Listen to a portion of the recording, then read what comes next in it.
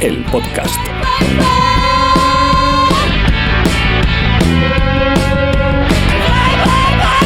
Podcast anarquista interestelar. Podcast anarquista interestelar. Podcast anarquista interestelar. Podcast anarquista interestelar. Vale.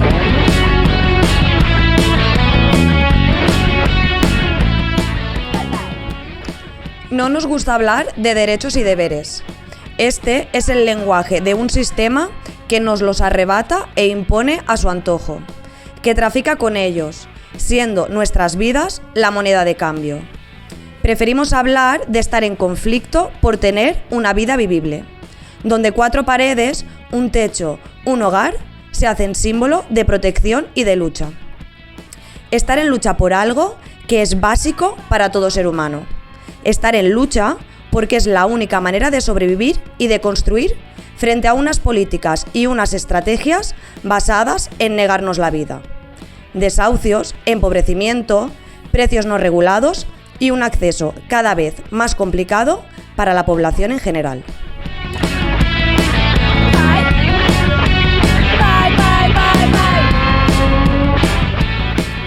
Avui, en PAI, el podcast, us portem en exclusiva per al món sencer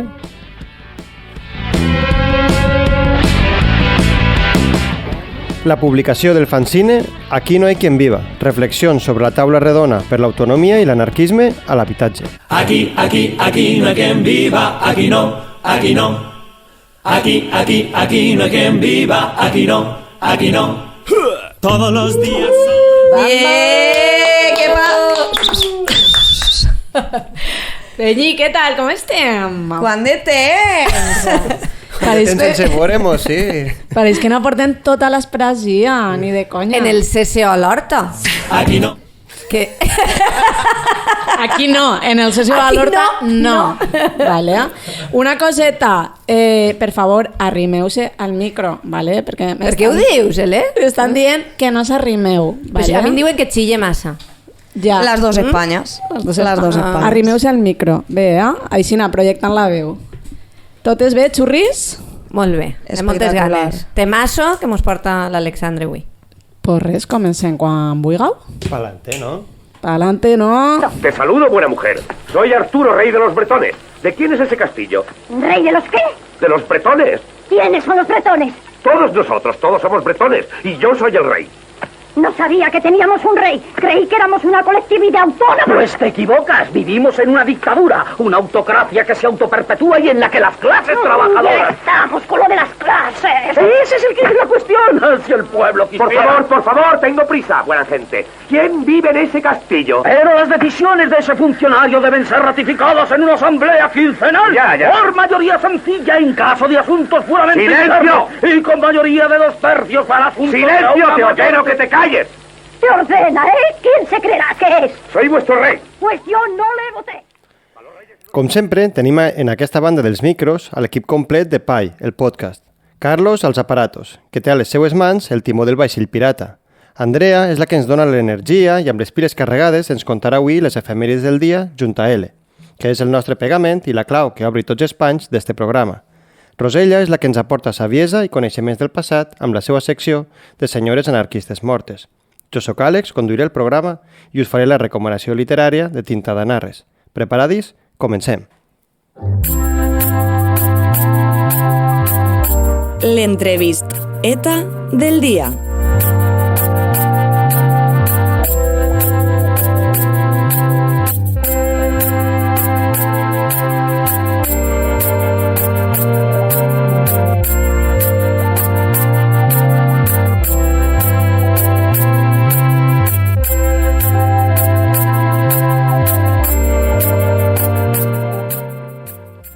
El que tenim avui entre les mans és un fanzine dirigit a la militància anarquista, a les persones que d'una manera o altra senten almenys certa afinitat amb aquestes idees i, a més, s'organitzen col·lectivament per defensar-les. Un treball molt interessant i necessari que es publica amb la intenció de remoure el moviment llibertari de l'estat espanyol i convidar-lo a repensar-se. I per això tenim avui amb nosaltres el Lizal Toris. Com esteu? Hola. Hola, què tal? Molt bé. Per estar així. A vosaltres. Gràcies a vosaltres. Sí. Un honor. Ole.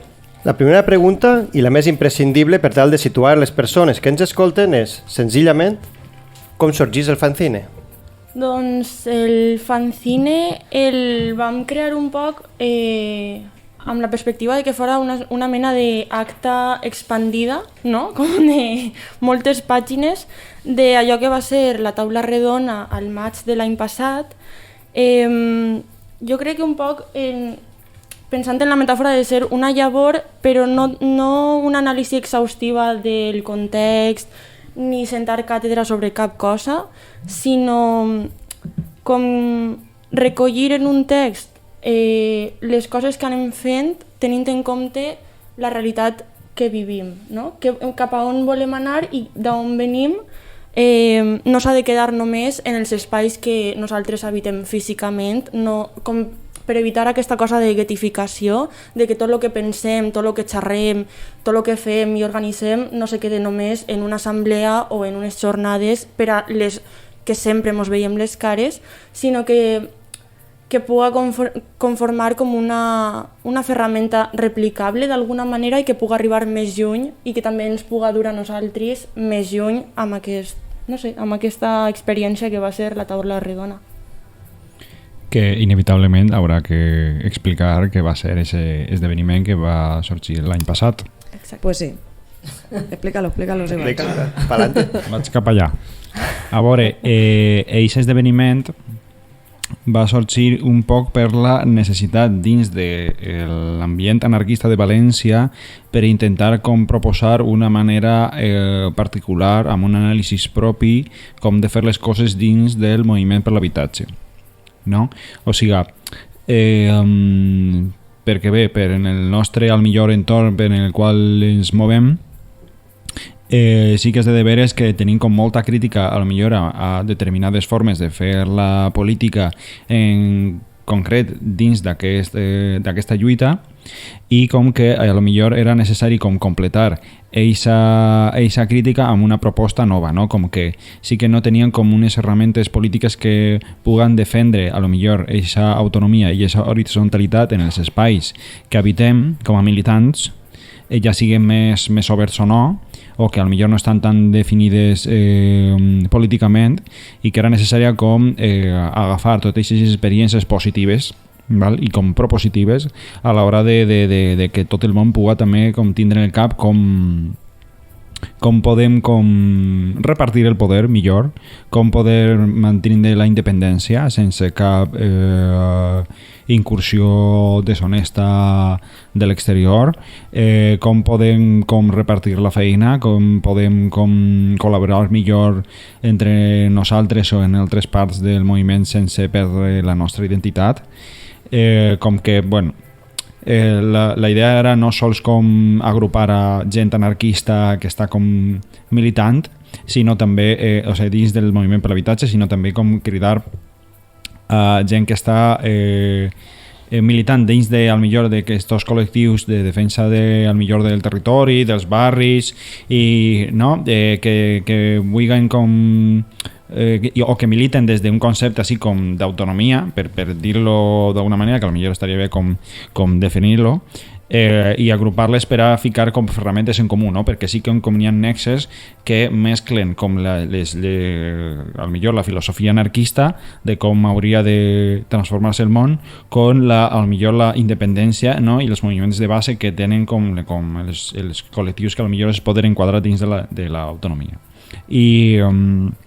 I això era com ficar aquestes persones en comú davant d'unes preguntes durant 2 dies i a veure què diu la gent, i després efectivament recollir en un fanzine per a que no sols sigui aquest dia, sinó com podem fer algun tipus de retorn per a la gent de l'exterior i expandir les nostres propostes, clar. Clar, és molt interessant, no?, perquè van acudir penya militant arreu de la península. No només era en València, aleshores se van a sentir veus molt diverses, en realitats molt diverses. I bueno, i per això em pareix també molt interessant el fanzine, que el fanzine comenceu fent un anàlisi del context des d'allò més global per anar a poc apropant la lupa cap a allò local, no? Que que és el que a vegades podem influir més. Parleu de crisi com a situació permanent del capitalisme, creixement de la repressió, criminalització de l'ocupació, infiltracions policials, especulació immobiliària que provoca que gent es quede sense casa en un país amb 4 milions de cases buides, expulsió del veïnat, turistificació, ciutadania que actua com a chivatos, al més pur estil orwellià. Y ahora vaig a llegir textualment. Al otro lado de todo esto, el paradigma valenciano de la lucha por la vivienda en los últimos 5 años ha estado marcado por un clima político adverso y contradictorio. La desestabilización y fracturación de asambleas de barrio y movimientos sociales se han dado por múltiples factores. La incursión del movimiento socialista, el agotamiento generado por las multimilitancias, la poca formación localizada en núcleos cerrados, la guetificación llevada al máximo, sobre todo por gente anarquista. Califiqueu això de torpezas tàctiques. Podríeu desenvolupar-ho una miqueta més? Val, clar. També no sols per les amenaces a nivell exterior que podem tindre com a nivell de moviment anarquista i com a nivell d'autonomia dins dels espais, sinó també com les pròpies limitacions que tenim al millor a nivell de pràctiques militants que podem tindre dins bueno, pues del nostre dia a dia, com al millor, pues jo que sé, o sea, podemos hablar como a lo mejor de algún tipo, bueno, vaig a mezclar com castellà i valencià tot el rato, vaig a tindre el valencià, però on estigui més còmode. Però si no parle valencià mal no puc parlar valencià, així que dilo. Sí, és així. Bé, jo que sé, que moltes vegades quan comencem a limitar dins jo que sé, dels centres socials ocupats o d'algun tipus de col·lectiu, alguna assemblea, coses així, pues jo que sé, pues moltes vegades quan dèiem no sols al millor torpezas tàctiques, al millor que és un concepte que al millor es queda curt per a dir com les nostres limitacions que podem tindre a l'hora de fer les coses, no? Com per exemple pues, a l'hora de començar a militar en aquests espais és que moltes vegades com que actuen a un terme cortoplacista, que lo que se dice muchas veces como ir a salto de mata o sin plantearse como objetivos a largo plazo que le den que li donin una miqueta de sentit a allò que estem fent com per a no estar com tot el rato com donant-nos feina que fer tot el rato, no? I estar com obrint fronts en contra de tot, que és una limitació a l'hora de tindre una miqueta d'incidència a l'hora de transformar el món que volem, no? O moltes vegades com tindre com un excés de concepte d'afinitat, bueno, no afinitat, no? Però sí amistat, per a que s'entenga, que moltes vegades, pues, a veure, que és natural, no? Com organitzar-se a soles de primeres és més fàcil fer-lo amb gent que és amiga teua. El problema és quan no pots sortir d'això i no pots com treballar amb gent que té com un mateix i que vol tindre un tipus de compromís polític més gran o igual que el teu, però com no és amistat teua i no com tens aquesta complicitat a nivell social, pues no t'organitzes amb aquesta gent, no? Quan no podem ser amiguis de tot el món, és el problema, no? O per exemple, pues, jo que sé, concentrar-se, és el que he dit abans, de que moltes vegades tenim més clar allò que no volem que allò que volem, i com que és més fàcil com criticar a la resta a l'hora pues això, com entendre com volem el món, però per a moltes persones això és insuficient. Inclús que moltes vegades, encara que siga amb aquests problemes, la gent com que si no té aquesta alternativa, pues, com que se'n va simplement a aquests altres espais que nosaltres critiquem simplement perquè nosaltres al millor no tenim com una proposta equivalent, per així dir-ho. I això, pues, al millor són exemples diferents i podrem continuar així tota l'estona. Sí, un poc en la mateixa línia, jo també crec que aquesta taula redona aterrissava un poc en la qüestió de l'habitatge, les mancances i divagacions que estem tenint en l'anarquisme en general en el País Valencià i arreu de tot l'estat i en València, en totes bandes.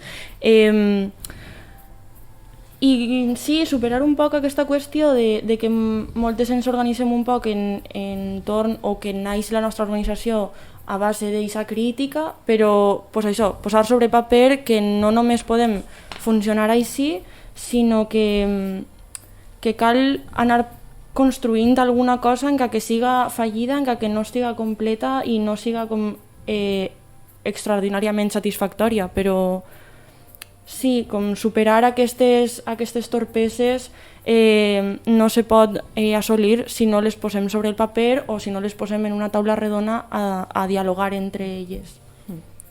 Clar, com diu la nostra Rosella del programa, de los ensayos revolucionarios fracasados se aprende muchísimo, ¿no? Claro. Y es així com al final acabarem acertant, no? Arriscant-nos, equivocant-nos i proposant coses constructives també. Sí, a mi em va parèixer molt interessant també, no, d'aquelles jornades, un poc això que dius que a voltes ens quedem en divagacions, un poc per això, perquè no tenim una proposta superconcreta i entonces no acabem de donar el pas, però crec que està bé per almenys fer un consens de mínims, no, per intentar això.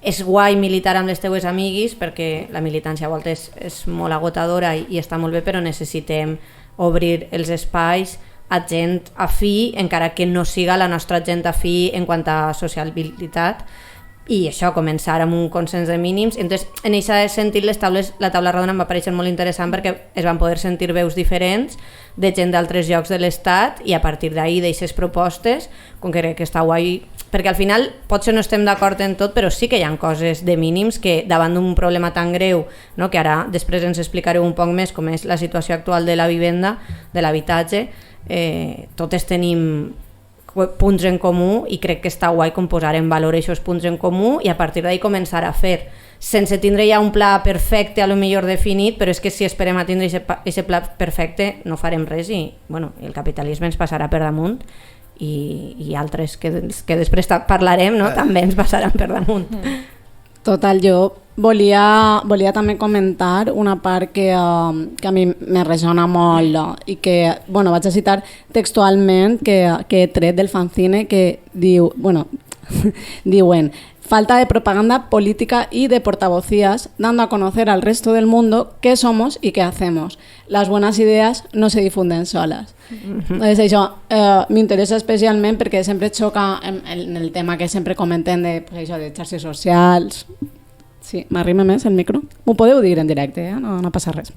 En el tema de xarxes socials o com enfoquem aquesta paradoxa de donar a conèixer el que fem, el que som, perquè està molt bé les cafetes, el Fediverso, està tot molt bé, però ja sabem que arriba on arriba i arriba a la gent que som nosaltres.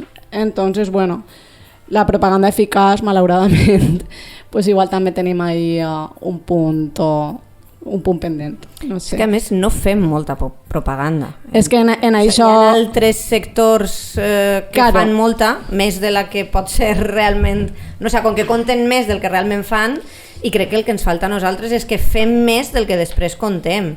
I entenc que de vegades pues, hi ha coses que no es poden contar de certa manera, però hauríem de ser capaços de fer més propaganda. Claro, ara parlarem més endavant, però sí, efectivament volia acabar això en què els primos de l'MS en això són uns cracs, o sigui, això li ho tenim que donar, la veritat, o sigui, tenen com, pues, ho fan de catego en una imatge corporativa senzilla, molt assequible, pancartes, efectivament, sempre està la seva pancarta, sempre està el seu logo i en això, pues de repente mos guanyen ahí. Sí, crec que també n'hi ha com un tira i afluixa constant en l'anarquisme en general i en les reflexions que comporta el, entre cometes, vendre's al sistema, no? Si jo vull arribar a molta gent, què faig? Pues me faig un compte d'Instagram, però com xoca això amb els meus valors i amb els meus principis anarquistes?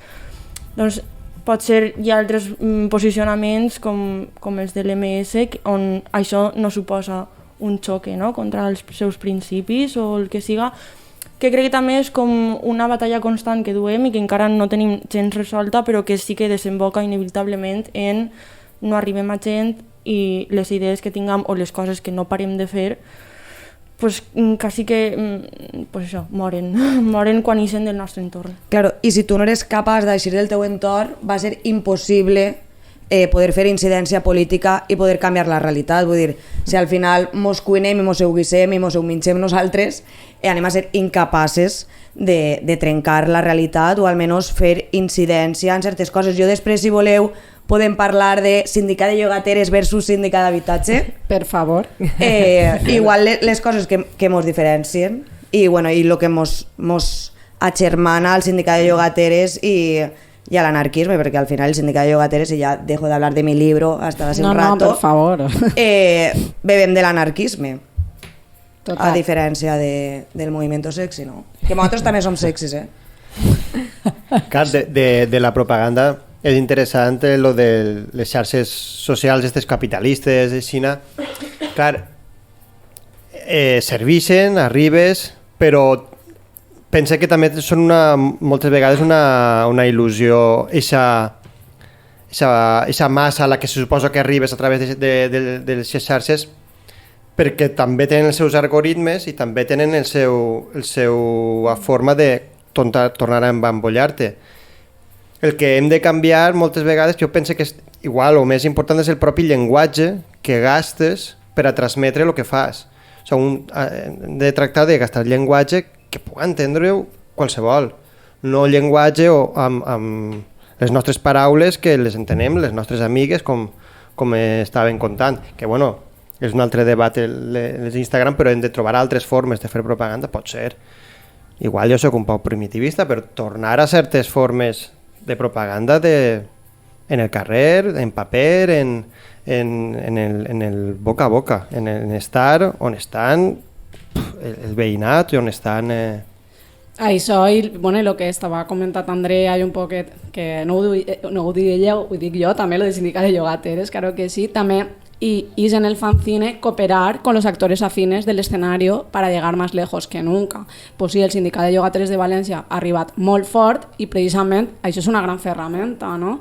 Perquè al ser un moviment ampli que sense una corrent ideològica, però òbviament dins del moviment llibertari o no sé com dir-ho, però en fi, en unes pràctiques que podrien dir llibertàries, com l'assemblearisme, suport mutu, etc., pues això apela al final a aquests actors finals dels que parlaven, que aquests actors finals al final s'estan convertint en quasi tota la població, perquè si no eres tu, és la teua cosina, és l'abuela que tens al costat, però els problemes de l'habitatge estan ahí patotis, no sols per la penya anarquista.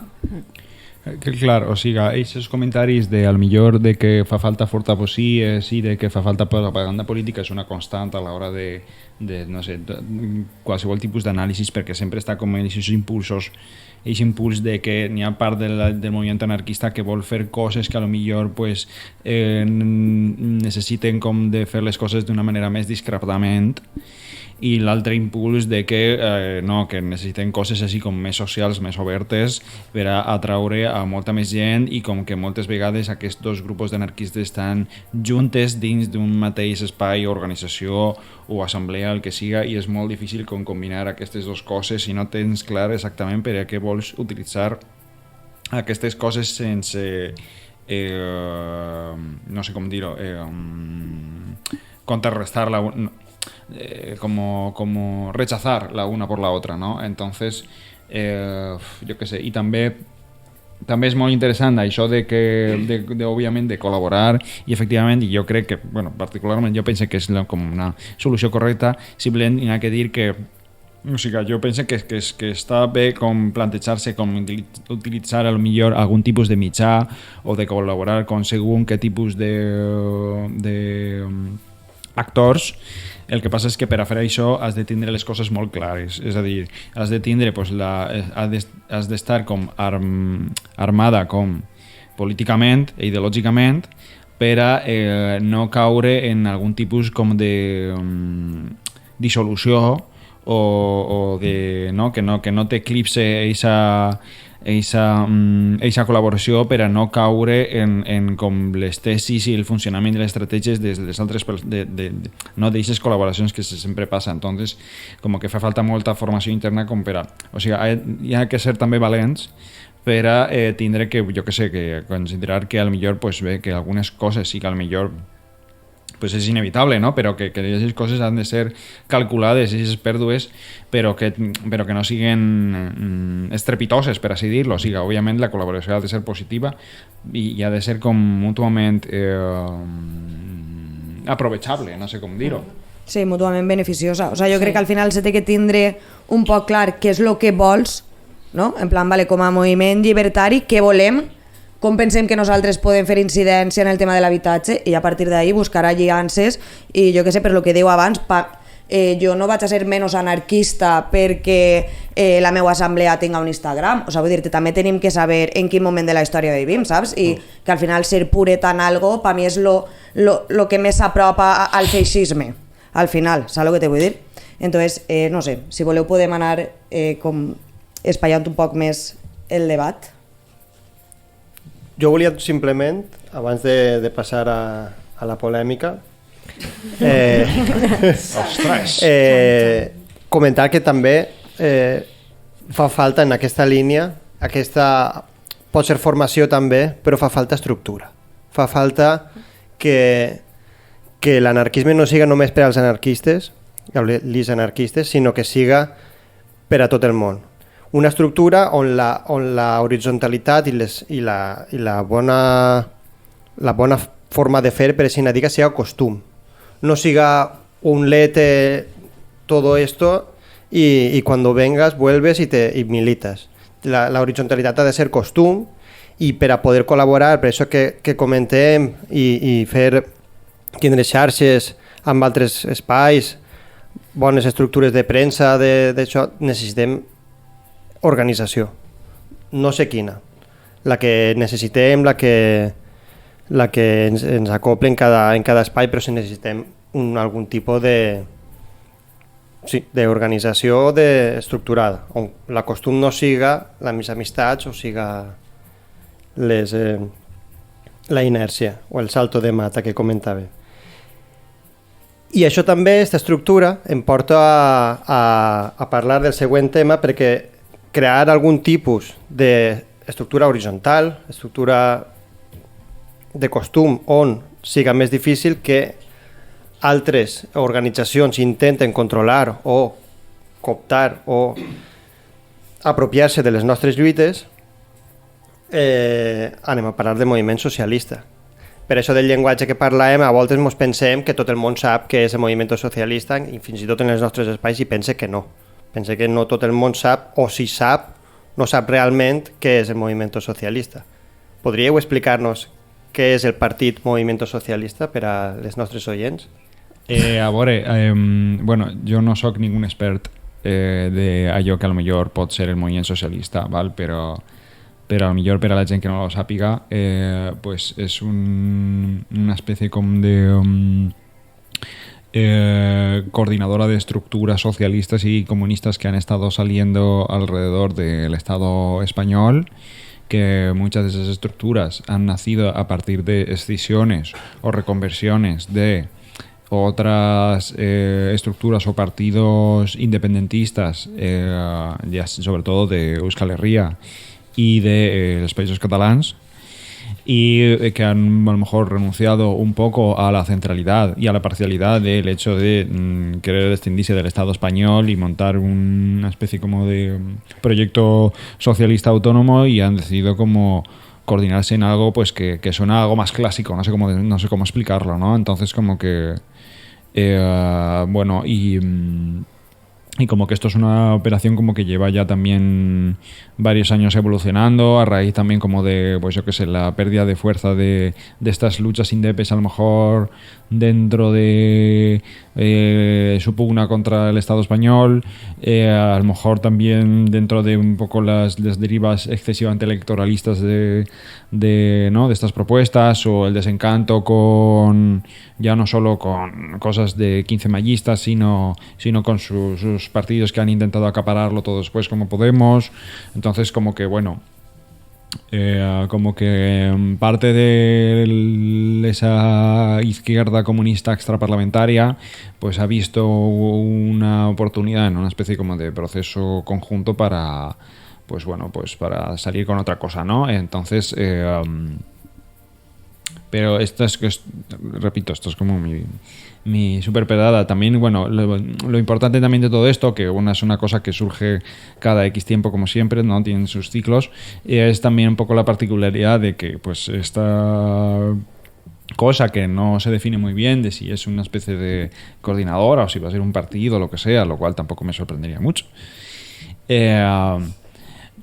No me refiero a un partido que se presente a las elecciones, a eso me refiero, a esa definición de partido, ¿vale? Pero bueno, estos marcas en triples. Pero bueno, la cuestión que...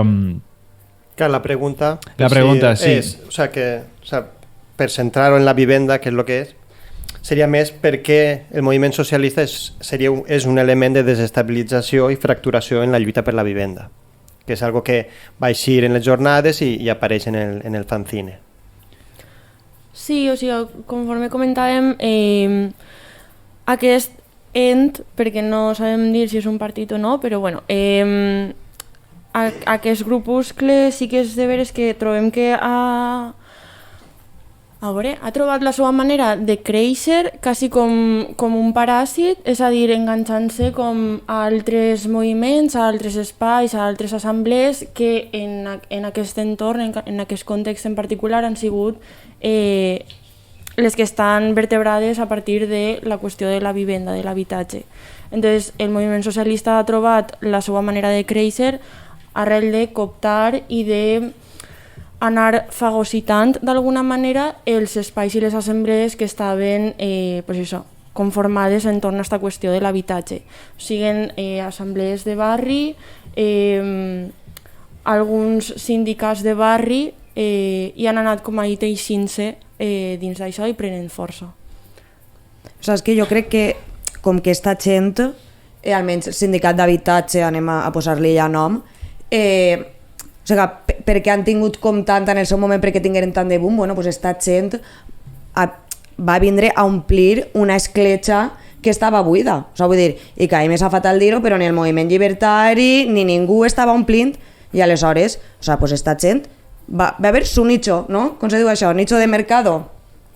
I és, vale, sí, almenys en el País Valencià, no? Parlant així, jo crec que esta gent tingui força, perquè saben, o sigui, pues bueno, van saber elegir bé la seva lluita, que era algo que ningú estava atenent, o sigui, sí, estava la PA frenant algun desnonament, però el moviment llibertari, ahí estàvem, cada una en el nostre centre social ocupat, anarquista i poco más, i bueno, perquè també saben a què dirigir-se, que és penya jove. O sigui, vull dir-te, no?, que igual també el moviment llibertari podria aprendre un poc d'esto. Sí que, o sigui, com per a baixar un muntó a terra, perquè hi ha gent, inclús en els nostres espais, que a voltes com que ens ha plantejat aquest dubte, no?, quan algunes persones hem sigut molt crítiques en assemblees o el que siga amb l'MS o amb certes col·laboracions que de vegades s'han pogut donar, i hi ha gent en els nostres espais fins i tot que no acaba d'entendre, no? I entonces, com per a baixar-ho a terra, crec que una forma molt fàcil, més enllà de les diferències ideològiques, no? En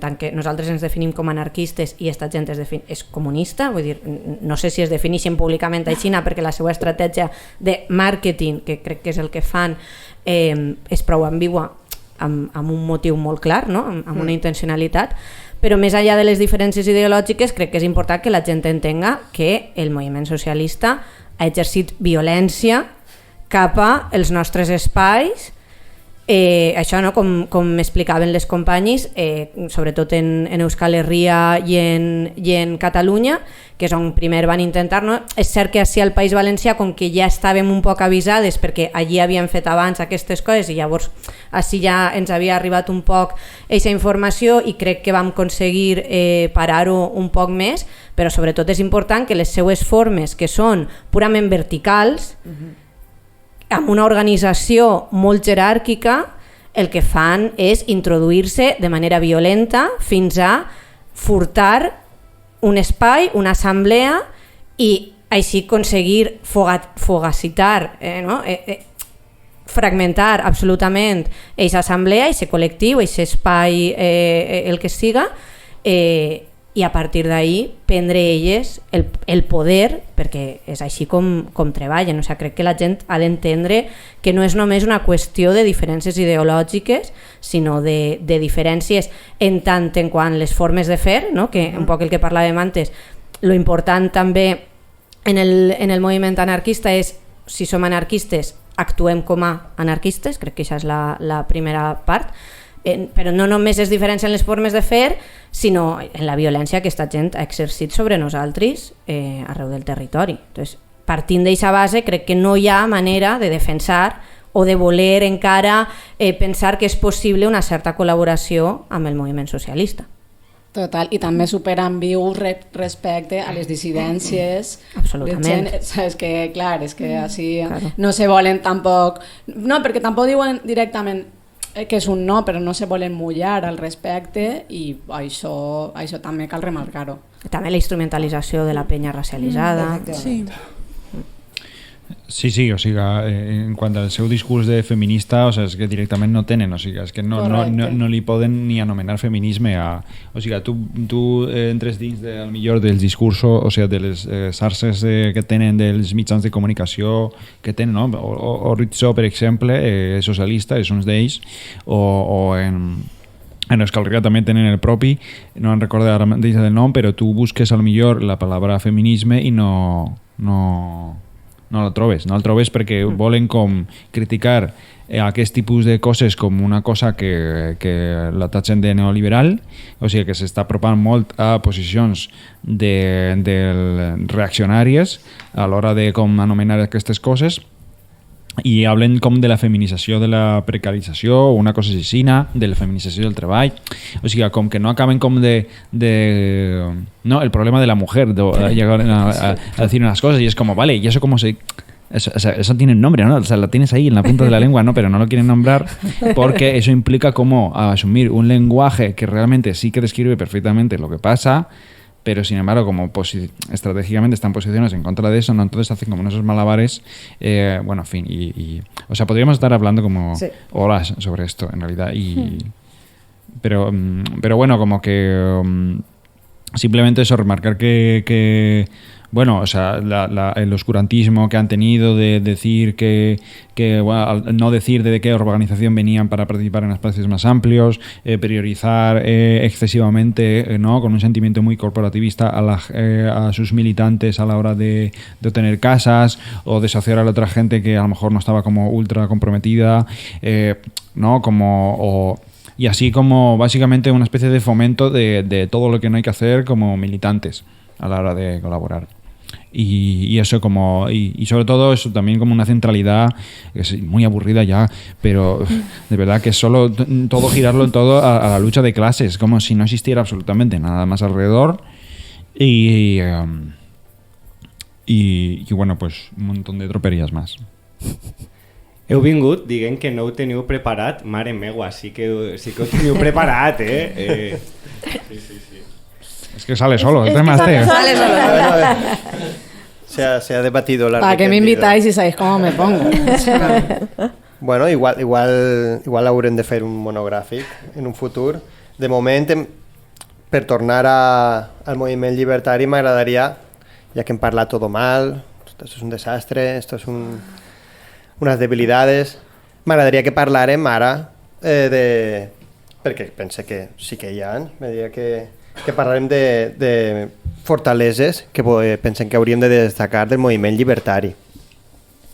Jo crec que una de les fortaleses, ja que estem així en membres d'Espurnes i Foscors, per mi una gran fortalesa del moviment llibertari és que estem fent una gran tasca de memòria, que és superimportant, que ens recorda d'on venim, recorda també a l'altra gent d'on venim i inspira cap a on podem anar, i me pareix una fortalesa que crec que poques vegades se té en compte i que està ahí, memòria i capacitat de narrar diferents alternatives.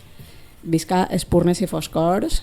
Jo crec que una altra fortalesa del moviment llibertari, en plan, parlant de les fortaleses que el moviment llibertari pot aportar al tema de l'habitatge, no? I a com resolem els conflictes del tema de l'habitatge o fem incidència en la nostra realitat en quant al tema de l'habitatge. Jo crec que el més o sea, com que el més rellevant és les formes de fer que té l'anarquisme, que és una cosa que ens diferencia del moviment socialista, no? Esta col·lectivització dels coneixements, o sigui, escapar del professionalisme, que és en plan de no, esto solo lo va a saber resolver el abogado. No, pues el moviment llibertari, o sea, ja el moviment ocupa, o sigui, que abogado, no?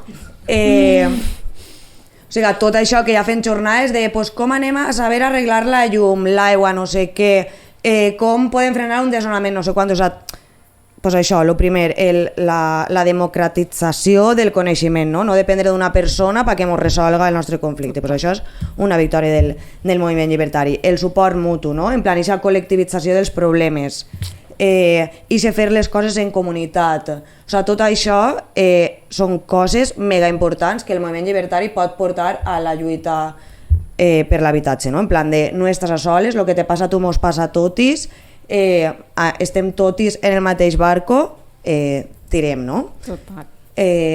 I ja acabé, en plan, pues que això, que fer en comú és en plan, anem a fer en comú i me té igual d'on vingues, me té igual que tingues entre les cames, me té igual si... O sigui, com t'identifiques, no? Que crec que això també és una cosa que ens diferencia del moviment socialista, no?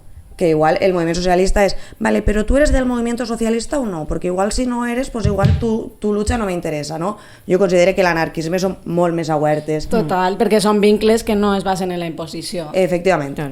I, o sigui, com dos coses xicotetes, una és que aquesta forma de fer en col·lectivitat ens apropa al sindicat de llogateres, que és la forma també de fer, i una altra cosa que volia dir és que crec que una de les fortaleses del moviment anarquista és la interseccionalitat, no? Que no som anarquistes perquè ens pengem una medalleta que diu som anarquistes, sinó que som anarquistes perquè som transfeministes, perquè som antiracistes, perquè som anticapacitistes, no? Vull dir que ser anarquista en si mateix comporta un muntó de cognoms darrere que tots estan al mateix nivell. I crec que això és una cosa que ens diferencia molt, no? Pel que deia Andrea també de les diferències, que ens diferencia molt del moviment socialista, i crec que és una fortalesa, perquè així és com sí que realment podrem teixir comunitat, perquè no anem a ser les quatre de sempre, sinó que realment en eixa interseccionalitat crec que podem crear algo molt més profund i molt més interessant. I que tenim la capacitat de qüestionar-nos, o sigui, nosaltres no pensem que tenim la veritat absoluta, no? Que nosaltres també entenem que igual que som oprimides podem ser opressores, no? D'aquesta interseccionalitat. Això és algo que el moviment socialista, és que no li passa ni per el cap que elles puguen estar equivocades en alguna cosa, no? I crec que aquesta capacitat de fer crítica i autocrítica també és molt del moviment llibertari, i que això al moviment per la vivenda pues aporta molt, no? Sí. Sí, jo crec que també en contraposició a lo que entenem per moviment socialista o la majoria de fers comunistes, almenys actualment, és que no tenim com aquesta recepta messiànica.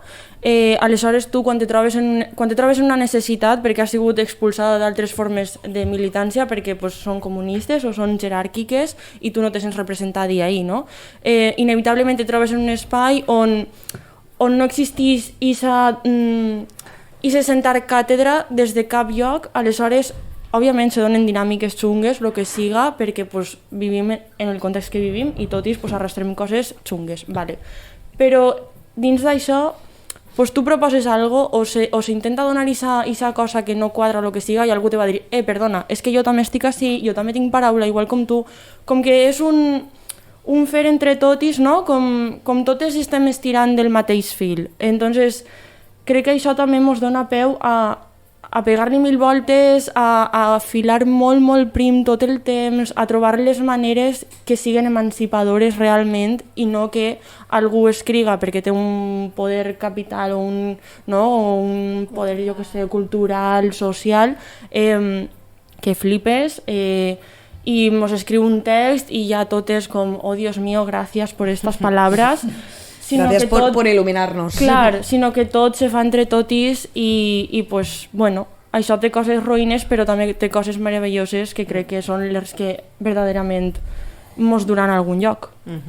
Responent també a aquesta pregunta de què pot aportar al millor l'anarquisme al moviment per l'habitatge, jo crec que, bueno, anava a dir com moltes coses que ja s'han dit, així que no me vaig a repetir, però sí que volia com remarcar que principalment jo crec que poden dir, o sea, que poden participar o poden proposar dos línies específiques, a lo millor, no? Com, o sigui, per una part, jo crec que la gent militant anarquista té com una funció com molt important a l'hora de defendre l'horitzontalitat i el control de poder dins de les estructures on estan participant. Jo crec que han de tindre un rol actiu per a fer això, és a dir, com dir no, com establir com els processos col·lectius per a que entre totis puguem com mantindre les nostres ferramentes com a nostres, no? O sigui, parle de les ferramentes també que són més plurals, és a dir, que són en col·laboració a lo millor com a altra gent que no és anarquista, no? Però que sí que tenim com objectius en comuns i que a lo millor no volen o no tenen assumides eixe posicionament tan explícit, no? Però aixina sí que és necessari com, no? I també com intentar com espentar els objectius o un poc la raó de ser d'aquestes organitzacions cap a un objectiu així com més d'autogestió més ampla, no? En conjunt amb la resta de la societat.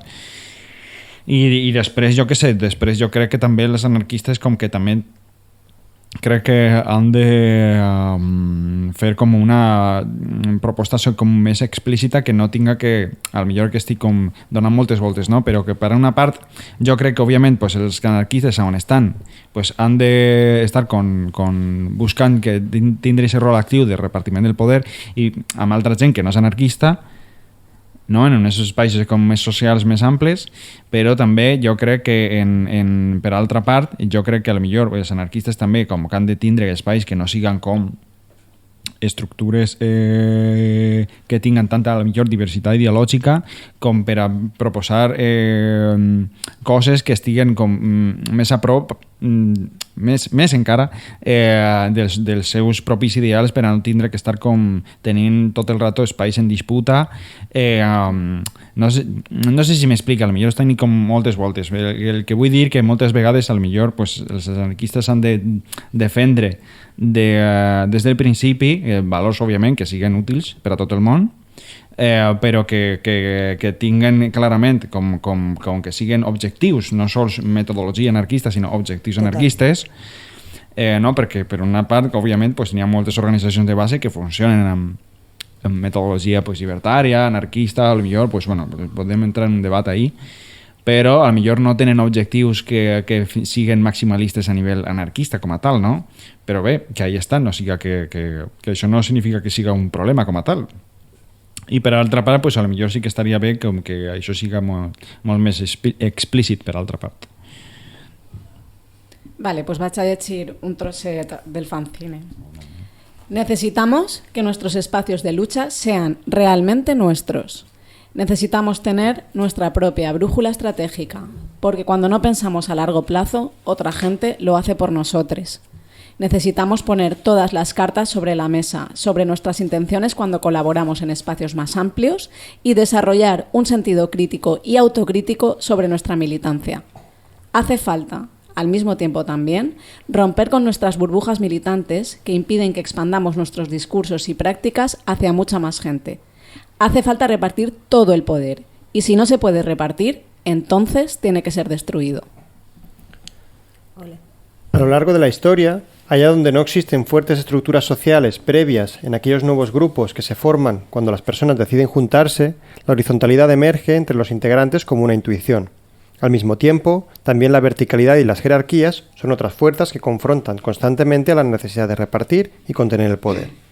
Podríamos decir que en cuanto pasa suficiente tiempo las estructuras sociales van creciendo y complicándose, el poder acaba concentrándose sin mucho control. A brocha gorda, si no ho he entès malament, plantegeu que amb societats més senzilles, amb estructures més senzilles, tendixen per intuïció a l'horitzontalitat. Hauríem de perseguir futurs revolucionaris amb societats en les quals es reduïsca la complexitat i així augmentar les possibilitats de ser governadis per nosaltres mateixa i fer que totes les persones propietàries de les seves pròpies vides? disminuir la tecnologia, la població i extensió dels nuclis urbans, la burocràcia... Això em resulta molt interessant, però d'altra banda, en el present, en les militàncies d'avui, em fa por que s'entenga que el més horitzontal és la falta total d'estructura, que tot funcione per xarxes d'amistat i afinitat, que es prenguen les decisions en terrasses de bars o altres espais informals. Què penseu? Clar, o sigui, eixe paràgraf a soles pues pareix que al millor pot dir això, però en realitat es desenvolupa després i la resposta és que no hem de conformar-nos en això.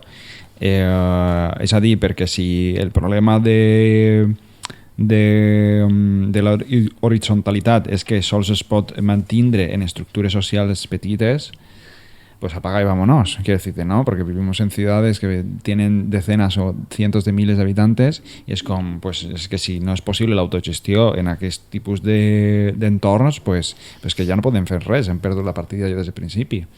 O sigui, òbviament, pues, n'hi ha moltes dificultats en una ciutat gran per a practicar pues, aquest tipus de coses, però és l'escenari que tenim, és a dir, que anem treballant amb les cartes que tenim i jo crec que si volem l'autogestió, o sigui, hem d'arribar als millors dels mons possibles i això implica pues, treballar en la societat que tenim a dia d'avui. No vol dir que hem d'acceptar absolutament tot el que ens fiquem a la cara, però sí com que pues, no podem fer aquest tipus de coses, necessitem solucions ja que òbviament caminen cap a...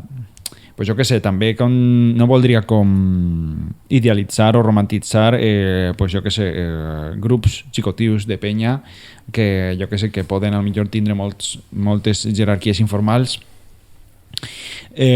o estructures precapitalistes al millor, jo què sé, pues, societats tribals que al millor són patriarcals o inclús matriarcals també, dic en el sentit roïn. I això, o una gerontocràcia, o sea, como que, jo què sé, que es poden dar com moltes coses que al millor pues, no ens agraden, al millor no, però jo què sé, jo crec que n'hi ha que pues, no sé, fer això. Sí, o sigui, que després en el fanzine, efectivament, com se desenvolupa més i podríem també estar parlant hores i hores d'això, òbviament, però sí que a mi me ressona molt per pensar com en altres espècies, no? Com que quan pensem en el suport mutu pensem en grans colònies d'individus que funcionen a la perfecció i es defensen mútuament i no es destruïssin uns a altres i són milers i milers i milers d'individus vivint totes a una, no? per així dir-ho. I també me ressona molt una lectura recent que m'he gaudit mogolló, que és Seamos como los hongos, no sé si coneixeu, que no recorde ara l'autora, però, disculpeu, però sí, pensant en els fongs, no? com a ésser viu més gran que habita este planeta i que funciona perquè és com la conjunció de moltes individualitats, pues això, funcionant totes a una. I no sé, un poc això.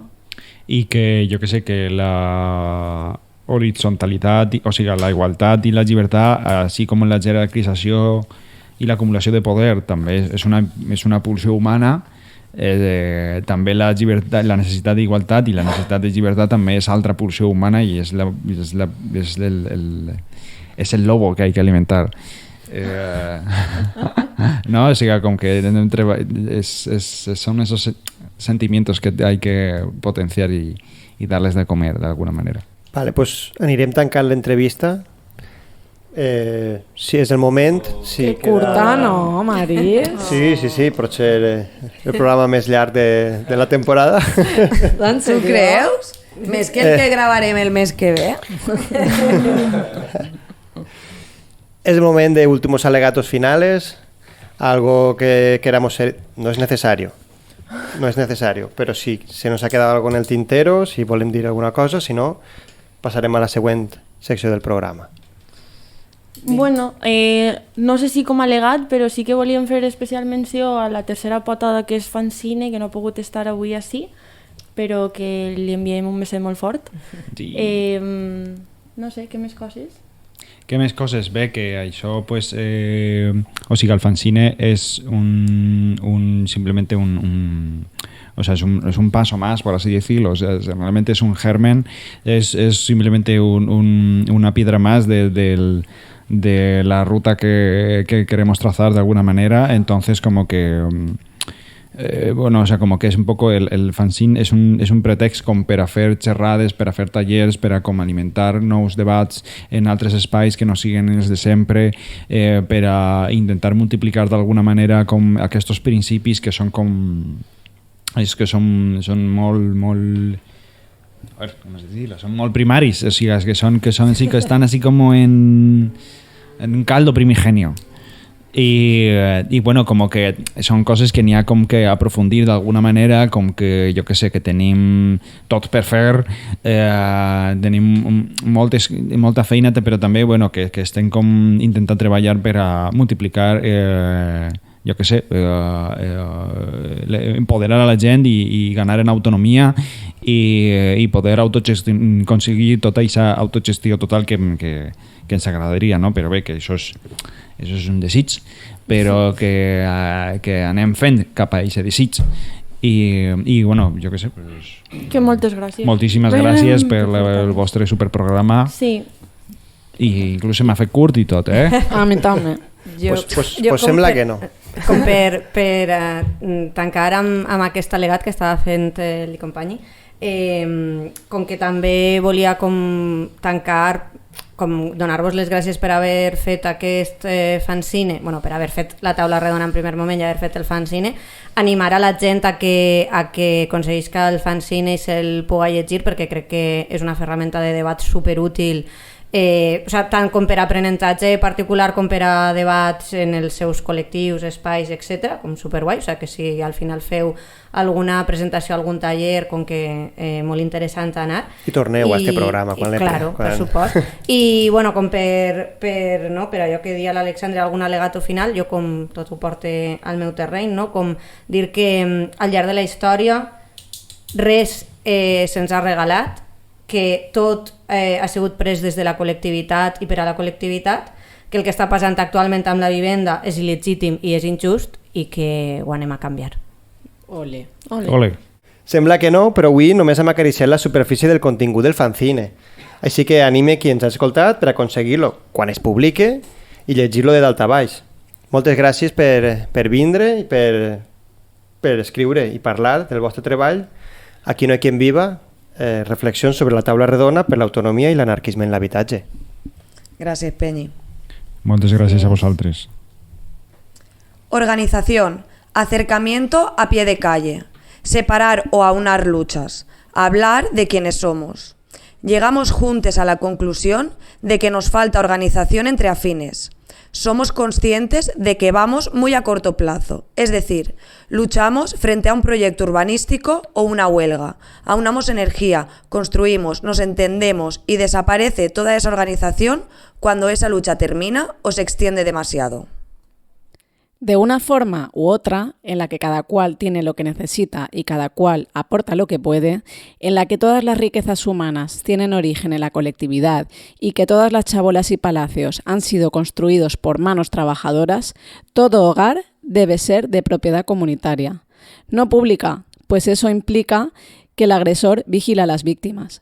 Tampoco privada, pues acaparar algo creado por todos en última instancia se llama robar.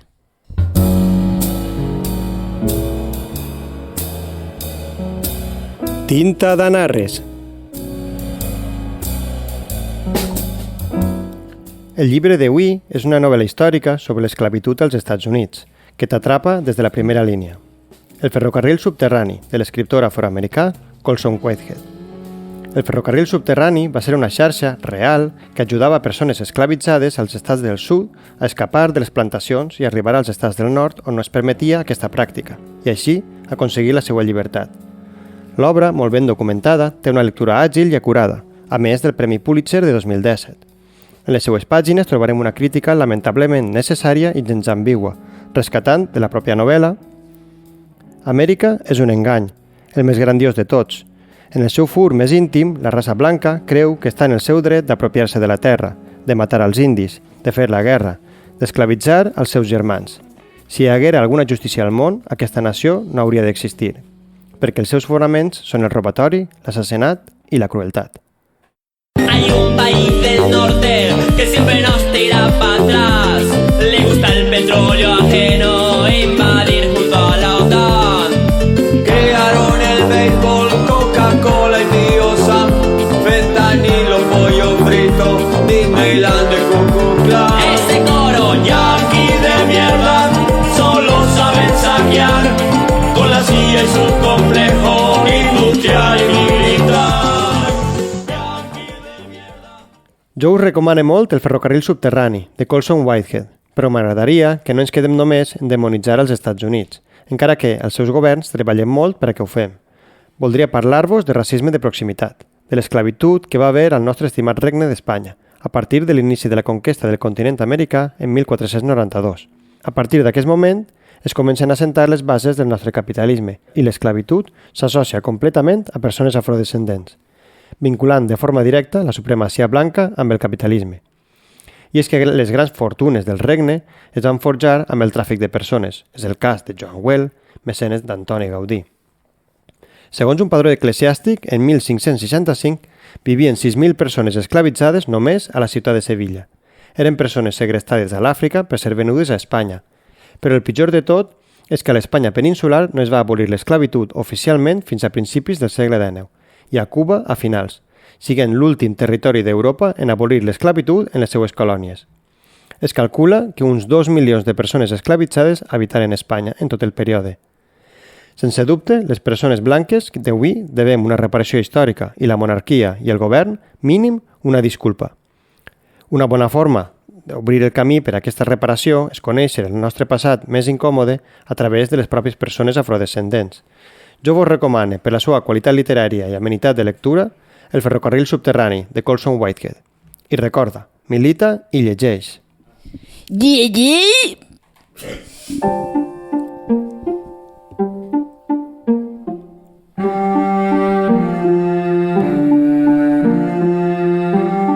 Senyores anarquistes mortes.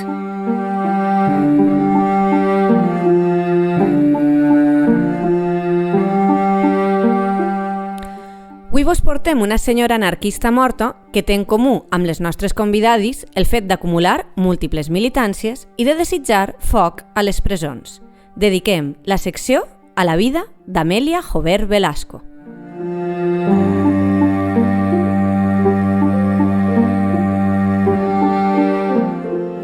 Amèlia va viure la Guerra Espanyola, va participar de la Revolució, va militar en un fum d'organitzacions del moviment llibertari, es va fugar d'una presó franquista, va acudir a assemblees clandestines.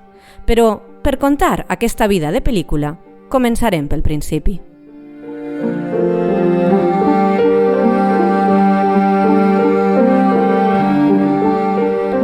Amèlia Jover Velasco va néixer a Cullera en 1910, al si d'una família obrera.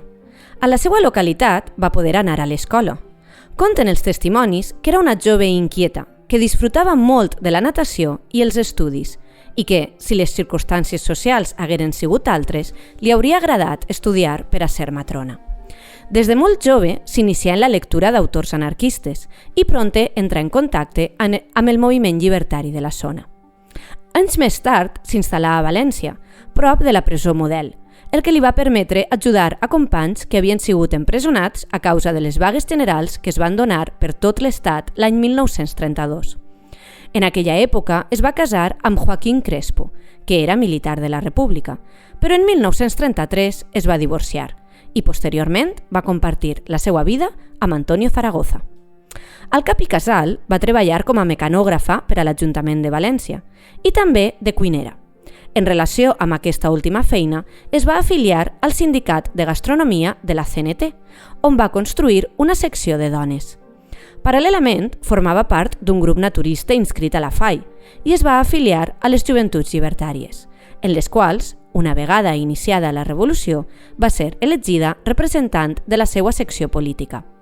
En 1938 va ser nomenada secretària general de la Federació Regional de les Joventuts Llibertàries de Llevant, sent l'única dona a formar part del seu comitè.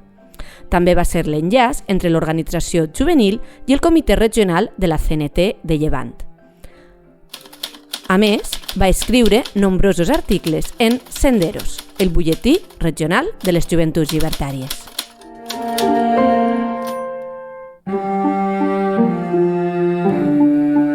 En finalitzar la guerra, va ser detinguda en el port d'Alacant i empresonada, primerament a la presó d'Alacant, després al convent de Santa Clara de València, que havia sigut reconvertit en presó de dones pel franquisme, i per últim a l'Hospital Provincial de València, on la van traslladar perquè estava embarassada i on va donar a llum sota vigilància a la seva filla Elodia Zaragoza Jover.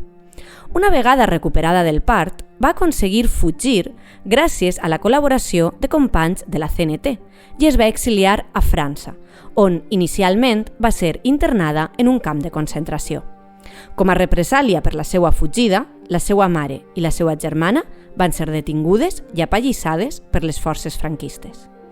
Després de 9 mesos d'estada a França en unes condicions molt precàries, junt amb la seva filla, va aconseguir reunir-se amb el seu company Antonio a Tunísia, on van viure 20 anys treballant el camp i educant els xiquets i xiquetes sense escolaritzar. En aquell temps, la parella va tindre 2 fills més. En 1962 es traslladà a París, on va continuar defensant els seus ideals llibertaris, formant part de l'agrupació confederal de París. Des d'aleshores va viatjar diverses vegades a València, mantenint-se en contacte amb el comitè clandestí de la CNT. De fet, en els anys 70 va assistir a les reunions clandestines del sindicat anarquista, que es feien en un local del passatge La Sang damunt de la llibreria d'Àvila. En els últims anys de vida va col·laborar amb la Fundació Salvador Seguí i va participar de diversos actes en homenatge al moviment llibertari. Així, les seues últimes aparicions públiques es donen en els anys 1995 i 1996, concretament en un encontre anomenat Libertàries, sobre el paper de la dona en la revolució social, i en els actes en commemoració del centenari del naixement de Durruti. Finalment, Amèlia Jover Velasco va morir a París el 1997, als 86 anys d'edat.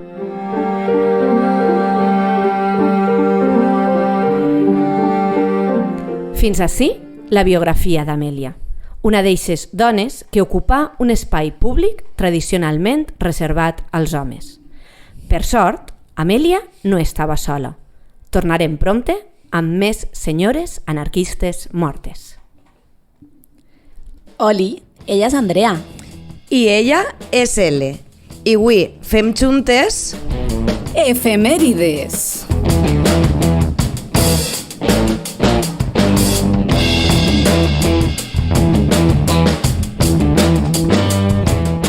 Bueno, penya, avui les efemèrides les anem a fer d'una forma un poquet diferent.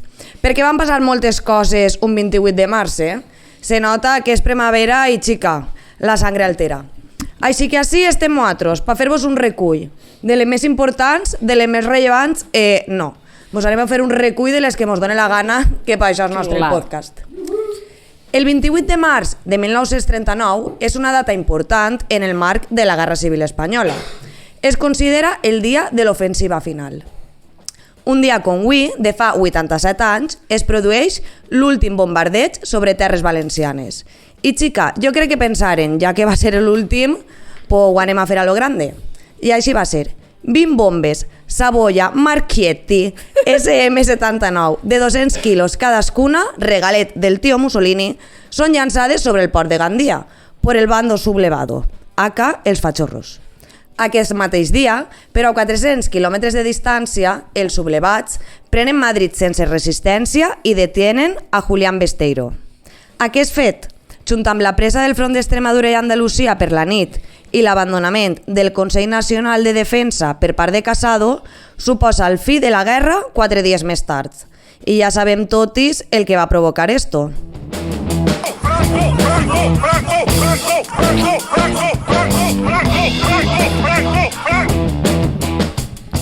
Bueno, anem a continuar amb una dinàmica i ràpida bateria d'efemèrides del 28 de març. Preparadis? Sí! Pues vinga, va. Naix Santa Teresa de Ávila al 1615. La Tere, vale, así, fans de Santa Teresa de Ávila, ¿vale?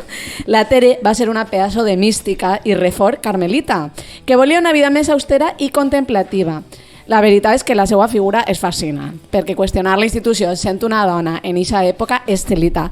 Però com això és efèmer i després, termine dient foc a l'església.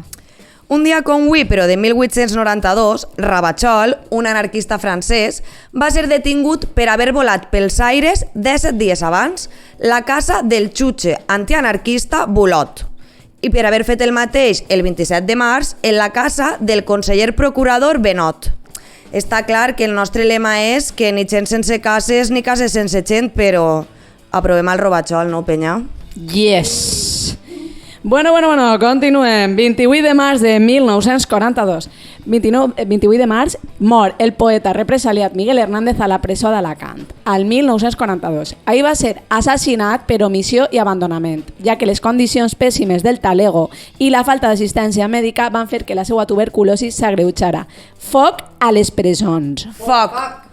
Vale, en 1936 naix en Lleó una de les persones més miserables, capitalistes i explotadores de tot el territori espanyol. Ho heu endivinat, penya, sí, avui és el cumple d'Amancio Ortega Gaona. Pero bueno, que no decaiga del ánimo, que cumplís 90 anys y su cuerpo ya va pidiendo tierra. La terra me quidra, que diuen les abueles. Bueno, 1899 estem? Vale, pues el 1899 Marconi realitza la primera comunicació radiotelegràfica internacional unint Remereux en França i Dovercourt en Anglaterra a través del Canal de la Mancha. Se considera aleshores l'inventor de la base de la ràdio moderna, segons tot el puto fucking món, menys per la penya de Segorbe, antigua Segòbrica, que és Julio Cervera. Gora Julio, perquè encara que la narrativa oficial se centra en Marconi, hi ha proves de les grans aportacions conjuntes que va fer ell i més penya en el temita de la ràdio. Foc a Marconi? Foc. Vale.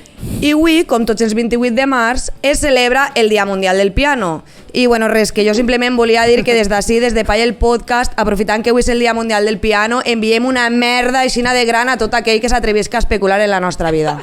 Vamos!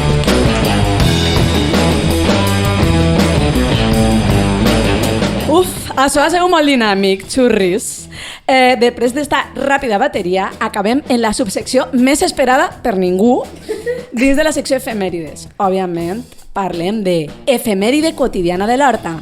I avui li toca a la cafeta Prodreig del 29 de març de 2025. Amiga Andrea, ens dones context? Pues clar, per els nostres palleris, per si no vingueren a aquesta cafeta, dir que fa justet un any i després d'un procés de formació interna, debat i assemblea de la nostra penyeta del CSO a l'Horta, es va decidir fer públic el nostre posicionament pro-drets i es convoca a la gent a que vinguera a una magnífica jornada de celebració. ¡Vamos! Por fin, ya era hora. Ahí sí és, amiga. Recordes si el 29 de març? El dia pareixia tranquil. La pluja no amenaçava i el sol lluïa. Estava muntada una distri amb llibres sobre la despenalització del treball sexual. Una taula amb picoteo. Un pequeño picoteo. Picoteo? Per veure un docu. I el nostre paeller de confiança estava preparant els ingredients per cuinar. Tot pareixia anar de catego, quan de sobte...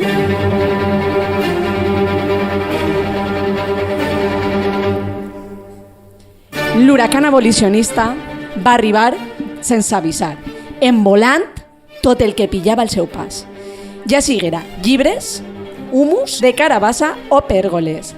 Les fundes de plàstic s'envolaven i els cremadors de paelles s'apagaven. La gent començava a perdre els nervis de veure que tot el curro de mesos de gestió era engolit per l'aire negacionista dels drets de les curreles. Però aquest problema meteorològic impertinent no sabia que la gent que ens organitzem tenim recursos i estem acostumats a afrontar problemes. En un 3 i no res s'organitza un comitè de crisi per prendre decisions i com un bolet màgic va aparèixer un cinefòrum amb picaeta a l'interior de la casa. Mentrestant, una filera de fadetes comença a entrar els llibres